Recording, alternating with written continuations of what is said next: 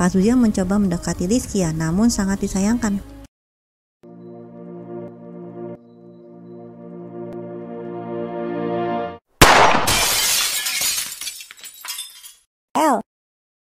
Halo teman-teman yang saya cintai tapi nggak mencintai saya, jumpa lagi dengan saya El di Curhatan El. Teman-teman, anime kali ini El akan membahas satu anime dengan judul yang sangat-sangat menggugah selera, yaitu Genjutsu Sugi-Yusa. Anime ini bercerita tentang seseorang cowok yang bernama Kazuya. Ia tiba-tiba diteleport oleh sekumpulan penyihir di suatu kerajaan. Kazuya sangat kebingungan di kala itu. Namun raja menjelaskan alasan kenapa Kazuya diteleport ke tempat raja tersebut, bahwa di benua Landia ini sejak 10 tahun yang lalu muncul sebuah kawasan gelap di mana para monster mulai berdatangan.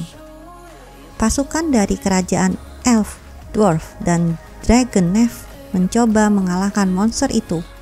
Namun semuanya ini berakhir sia-sia karena mereka nggak bisa genjot, teman-teman.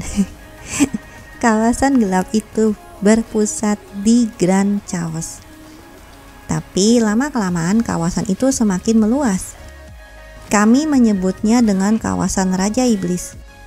Oleh karena itu kami melakukan ritual pemanggilan pahlawan. Dan akhirnya kau muncul, Kazuya. Setelah itu Marx menjelaskan kepada Kazuya bahwa kerajaan Elfrinden, yaitu kami, harus membayar tuntutan dari kerajaan Grand Chaos.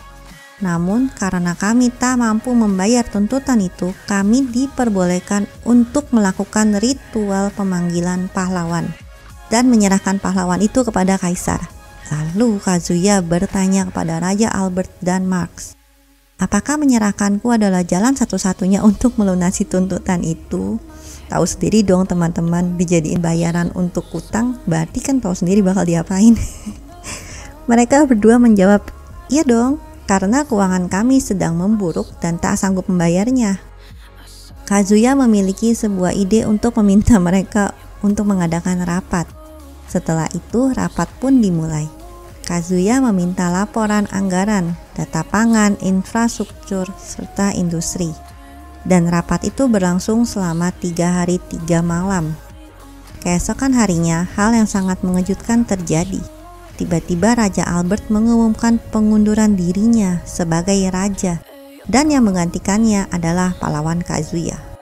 Tidak hanya itu, Albert pun menyiapkan pertunangan putrinya yang bernama Rizkia dengan Kazuya. Pernyataan itu didengar oleh 3 pemimpin duk persenjataan kerajaan.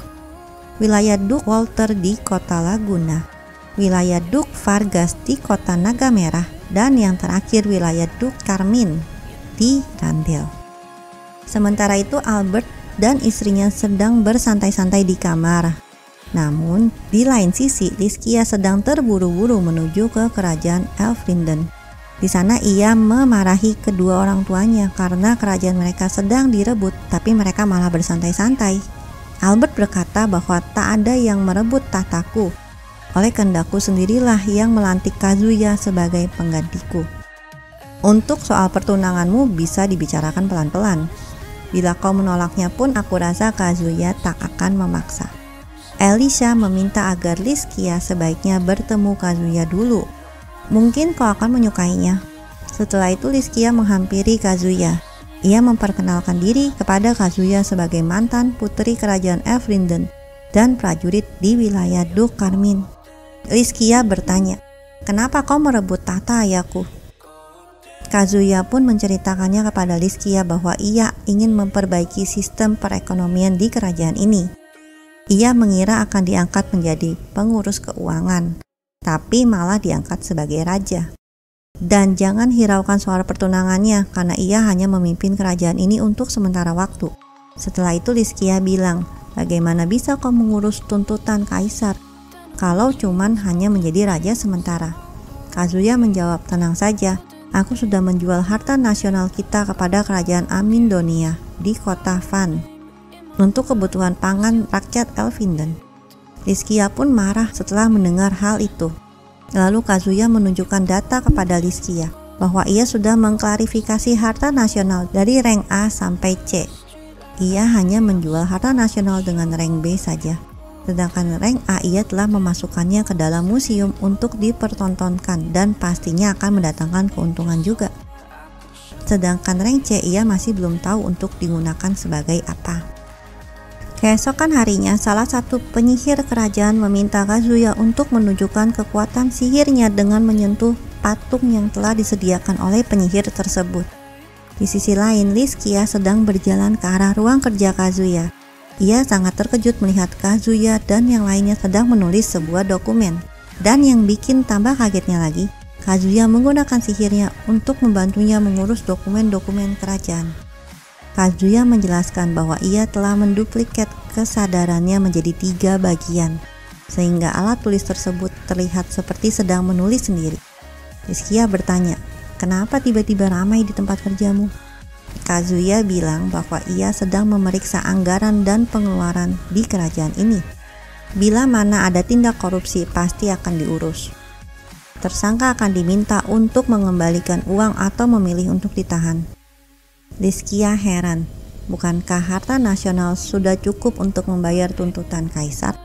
Kenapa harus sampai memeriksa anggaran segala? Jawab Kazuya, ya untuk menggerakkan roda ekonomi di kerajaan ini, kita harus punya anggaran sebanyak-banyaknya kan? Keesokan harinya, Kazuya melihat para pekerja beserta Rizkia sedang tertidur lelap. Kazuya mencoba mendekati Rizkia, namun sangat disayangkan. Rizkia terbangun dari tidurnya. Wah, jadi gak jadi genjot deh. Kazuya bilang kepada Rizkia bahwa pekerjaannya sudah selesai dan ia meminta Rizkia untuk menemaninya ke suatu tempat. Kemudian dengan memakai kudanya, Rizkia dan Kazuya pun mulai menuju ke tempat yang diminta oleh Kazuya. Di dalam perjalanan, Rizkia bertanya kepada Kazuya, "Saat kau diteleport ke sini, apakah ada keluarga ataupun kekasih yang kau tinggalkan?" Kazuya menjawab tidak ada. "Kakekku yang menjadi satu-satunya keluargaku pun sudah meninggal. Jadi tak usah risau, aku tak terburu-buru untuk meninggalkan kerajaan ini." Dan akhirnya mereka berdua sampai ke sebuah ladang kapas yang sangat luas. Kazuya menerangkan kepada Rizkia, ladang kapas ini terlalu luas dan kau juga tahu sendiri kan, kalau kapas itu tak bisa dimakan. Oleh sebab itu kerajaan ini sangat kekurangan bahan pangan. Aku tahu kapas punya nilai tinggi untuk diekspor ke negara lain. Namun jika semua petani menanam kapas, harga kapas pun akan jatuh. Dan pasti akan semakin sulit untuk membeli bahan pangan dengan hanya mengandalkan satu produk. Setelah itu, mereka melanjutkan pembicaraan di sebuah kantin kerajaan. Rizkia bilang, "Kenapa seorang raja malah makan di tempat kayak gini?" Kazuya bilang bahwa kita harus menghemat uang dulu. Dan untuk menghasilkan bahan pangan, mungkin aku akan menyuruh para petani untuk menanam kedelai dan kentang yang tahan akan cuaca apapun. Tiba-tiba datang seorang berambut panjang yang bernama Ludwin, kapten penjaga kerajaan. Ludwin bertanya kepada Kazuya, "Apakah informasi yang Anda terapkan berjalan dengan lancar?" Kazuya pun menjawab, "Tidak, di sini yang berguna cuma Marx. Sedangkan staf kerajaan lainnya malah memperburuk keadaan saya." Setelah itu Kazuya berencana untuk merekrut tenaga kerja yang berpotensi melalui siaran batu yang dapat menyangkau ke seluruh kerajaan. Dan dengan mengikuti cara kerja idolnya yaitu Cao Cao, seorang ahli perang pada zaman dinasti Han yang telah merekrut banyak orang berbakat, Kazuya pun mulai merekrut orang-orang berbakat di kerajaan Elfrinden melalui pidato yang sangat panjang, di mana semua orang yang merasa punya bakat dalam satu bidang tertentu, datanglah kepadaku, bantulah kerajaan ini untuk menjadi kerajaan yang hebat. Tak peduli apapun kemampuanmu asal kau yakin, kami akan memberikan uang untuk semua orang berbakat di kerajaan ini. Lalu keesokan harinya Rizkia terbangun dan teringat kata-kata Kazuya bahwa Rizkia harus mulai belajar dan mencontek cara kerja Kazuya memimpin kerajaan Elfrinden, karena Kazuya hanya sementara di kerajaan ini dan kemungkinan Rizkia lah yang dapat menggantikan Kazuya. Setelah itu Rizkia mulai bersiap-siap untuk mengikuti acara bakat yang diadakan oleh Kazuya. Di sana sudah hadir 5 orang yang terpilih untuk memamerkan bakatnya. Orang pertama adalah Dark Elf dari hutan perlindungan dewa yang bernama Aisyah. Dia telah menunjukkan kehebatannya dalam bertarung. Aisyah meminta kepada Kazuya, "Daripada memberi kami uang, tolong ajari kami untuk merawat hutan yang kian semakin menipis. Lalu Kazuya bilang bahwa kalian harus melakukan penjarangan, yaitu dengan menebang sebagian pohon yang sudah tinggi, karena pohon yang tinggi tersebut akan menghalangi sinar matahari.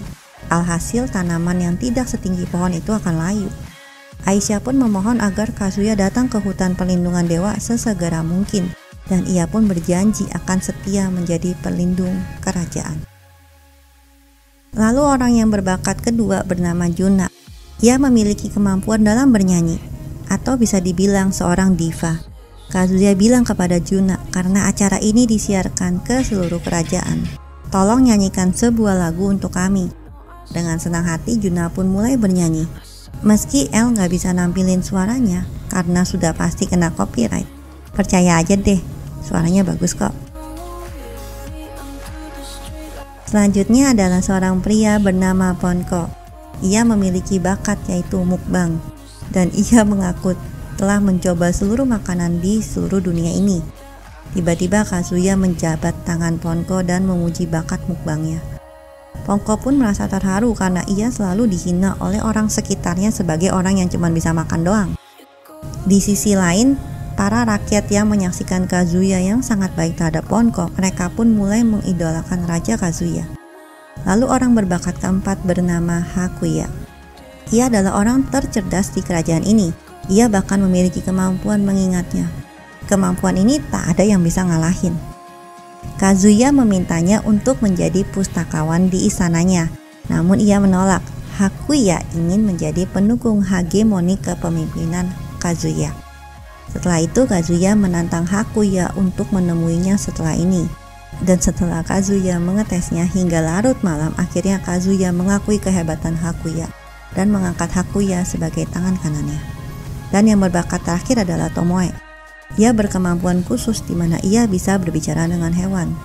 Tomoe ingin berkata sesuatu kepada Kazuya, namun karena malu suaranya menjadi sangat pelan sekali, dan Kazuya pun mengalah dan menghampiri serigala mistik itu. Lalu ia pun membisiki Kazuya. Kira-kira apa sih yang dibisiki teman-teman? Apakah ajakan genjot? Ataukah sesuatu yang lain yang sangat-sangat penting? Oke teman-teman, ini memang anime lebih ke arah tentang strategi dan gimana cara mengatur suatu kerajaan. Teman-teman, untuk teman-teman yang sangat-sangat menyukai anime ini, teman-teman jangan lupa untuk klik tombol share dan like-nya ya teman-teman. Dan untuk teman-teman yang baru pertama kali mampir ke channel El ini, teman-teman, El mengucapkan sangat-sangat terima kasih karena teman-teman sudah mampir. Dan jangan lupa untuk tekan tombol subscribe dan loncengnya, karena lanjutan dari anime ini akan segera dikirimkan ke notifikasi teman-teman. Teman-teman, terima kasih karena sudah mendukung El sampai pada saat ini. See you teman-teman, sehat selalu ya.